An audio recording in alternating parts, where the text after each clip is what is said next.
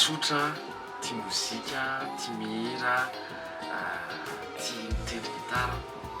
Antsoina izalako hoe mpanakanto tao faharoa ambin'ny folo taona koa no nanomboka hoe nafantatra hoe tia mihira tiako tia mihira tsy tiako zako tamin'izany angaly Dio, Coldplay, John Mayer, Jason Mraz, maro faiva regny. Dia tao anatin'izany no kaniatra gitara ity ambin'ny folo taona kinay matao kopakopa tanana kely ao misoko masy ao. Dia fianakavianako mpiangaly mozika be dia votarika ihany rehefa ranao. Tamin'ny fahaefatra ambin'ny folo taonako teo nanomboka nanorina tarika niaraka tamin'ny namako tao SFX tamin'ny menatao kopakopa tanana kely dia tsy any amin'izany ihany. First of all fa nianarana tarika anay tamin'izay namoaka hira zay zay hoe Christmas Day. Aveta Johasina namoaka niaraka tamina manakamako tao Ampitan'ny sy amin'ireto tao. Rai'ian nianarana tarika anay tamin'izay dia namoaka single zay hoe ampitan'ny.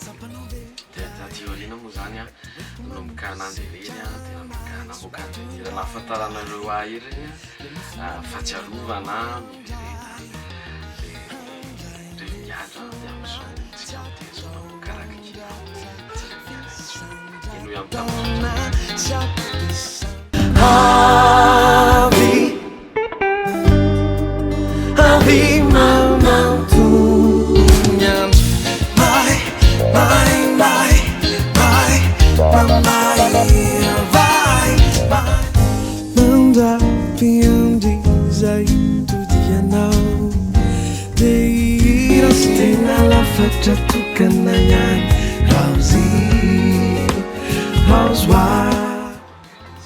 maromaro vitsivitsy ny drafitra eto Madagasikara eto voalohany zao mbola tanjoria amin'ny zoma 9 septambra amin'ny 7 dia tongava ao fa Finaritra be io le entrée io tsy mahazo voky loatra nareo.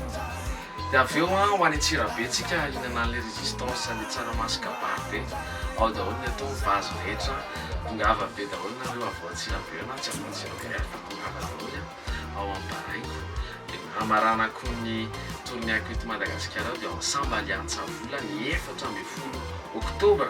Aza dio zay 14 oktobra Antsahavola amin'ny roa sasany fidirana tongava daholo ao daholo ny vazo rehetra ny tsaramaso kabary rehetra amin'ny Ticketplace ny azo hivitananareo ny tapakila. Dia aleo tongava aleo mahita toy izay tantaraina.